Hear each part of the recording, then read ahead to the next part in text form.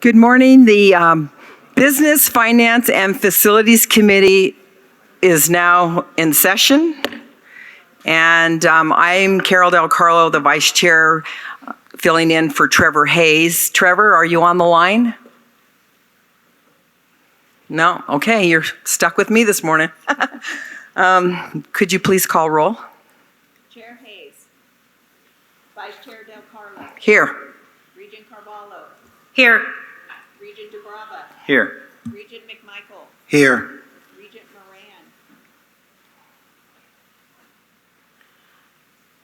Moran. Okay, thank you. I think we do have a quorum. Okay, we'll first go to public comment. Is there any public comment in Elko? No public comment from Elko. Thank you so much. Is there any public comment in the Southern Nevada? No public comment in Las Vegas. Thank you. Is there any public comment here in Reno?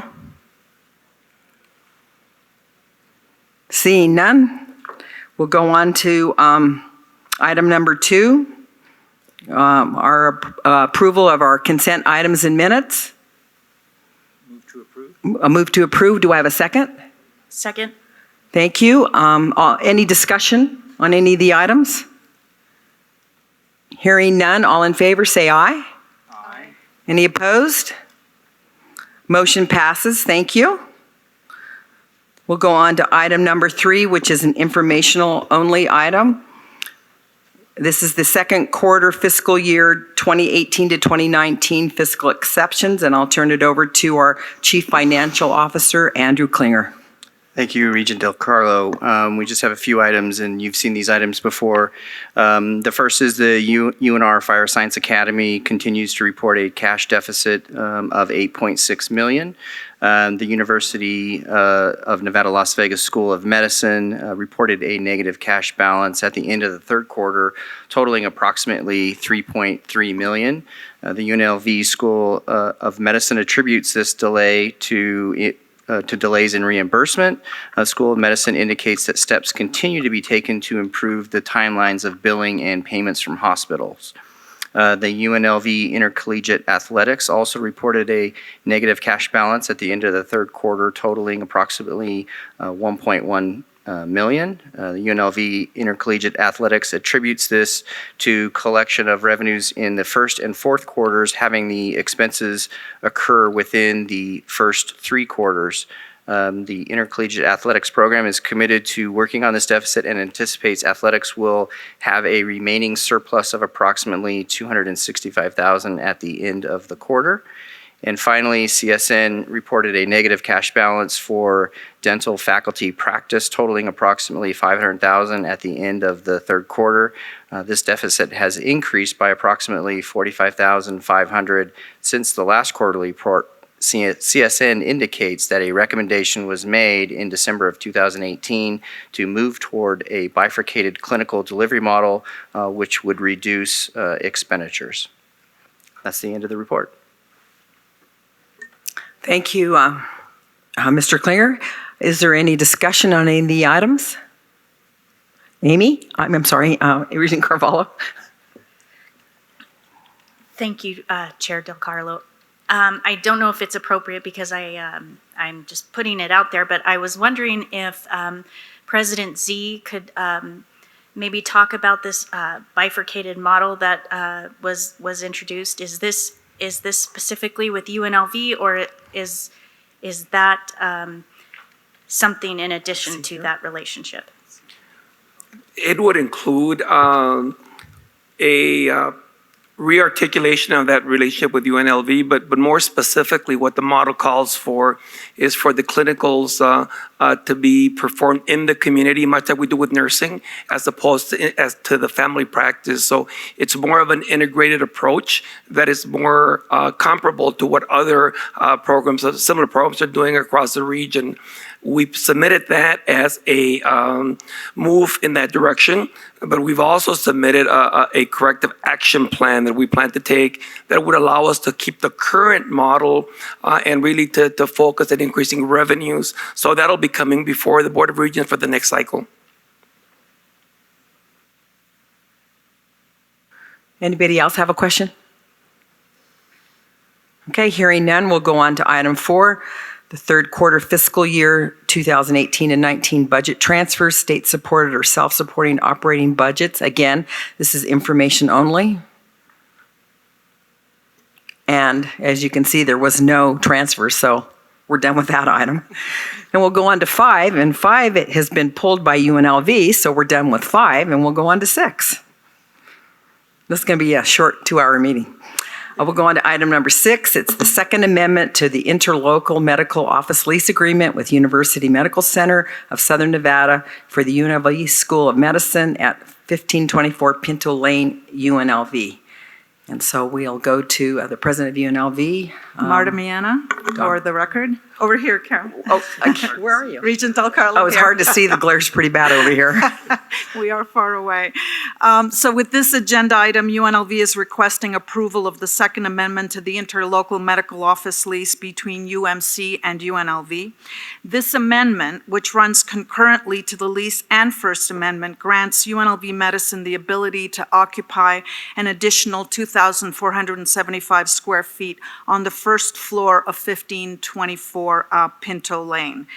Currently, the Las Vegas Strong Resiliency Center is actually occupying 6,101 square feet that UNLV is actually granted to lease under the terms of the First Amendment. So in order to support, and we think this is a good thing, the important community work done by the Resiliency Center, UNLV Medicine has agreed to revise its consolidation plan to accommodate the Resiliency Center's workspace. In the event that they vacate that space, UNLV retains the option to expand to that additional 6,101 square feet. So the additional 2,475 square feet on the first floor would mean that UNLV Medicine would be occupying a total lease space of 21,404 square feet. So the total cost for the Second Amendment for the 2,475 square feet is $198,891 for the remainder of the original term. And if both options to extend the lease are exercised, the total will be $328,086. Lease payments will be funded by UNLV Medicine from revenue generated by its clinical operations.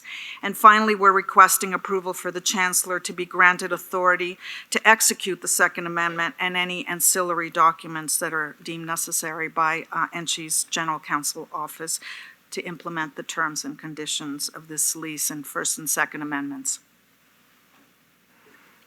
Okay, thank you. Does anyone on the committee have any questions? Would you like a motion? I would love a motion. Move to approve, please. Okay, and a second? Second from Regent McMichael. Hearing no further discussion, all in favor of the motion, please state aye. Aye. Anybody? Aye. Oh, is that you, Trevor? Yes. Oh, good. We're already on 7. Hello, everybody. I run a fast meeting, so. I thought they said I ran too fast of a meeting. Okay.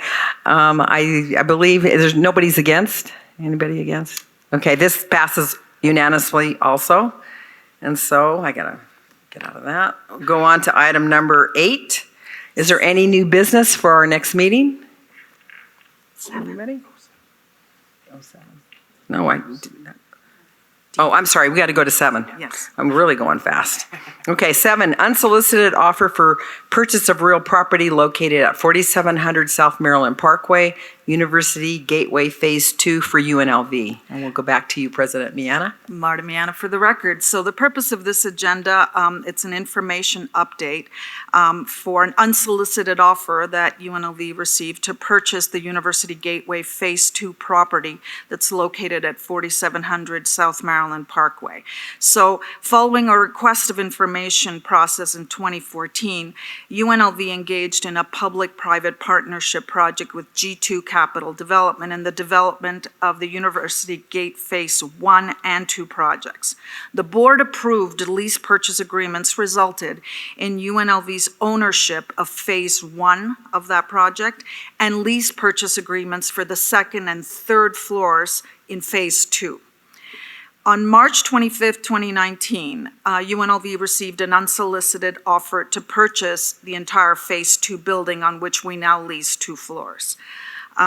Given that UNLV owns Phase 1 and has agreements for floors 2 and 3 of Phase 2, the offer provides an interesting opportunity for UNLV to purchase the remaining floors of that Phase 2 building, which include commercial, residential, and amenity space. So it would mean that we would own both buildings. The property was not developed or contemplated as a UNLV asset, but given its strategic location adjacent to Maryland campus, it may provide value to UNLV.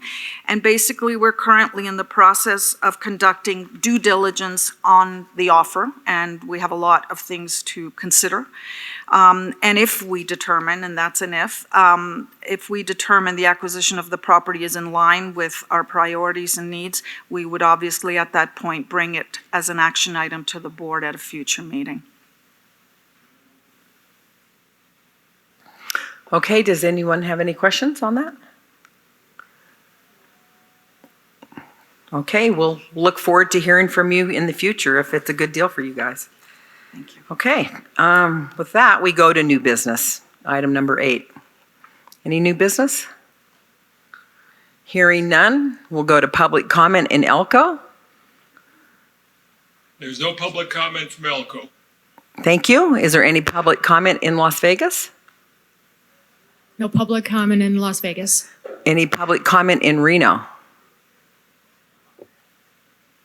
Hearing none? No public comment in Washington, D.C. either. How about the legislature's over, sine die, right? Well, I think we just had a record meeting. I don't have anything else. We're adjourned. Thank you.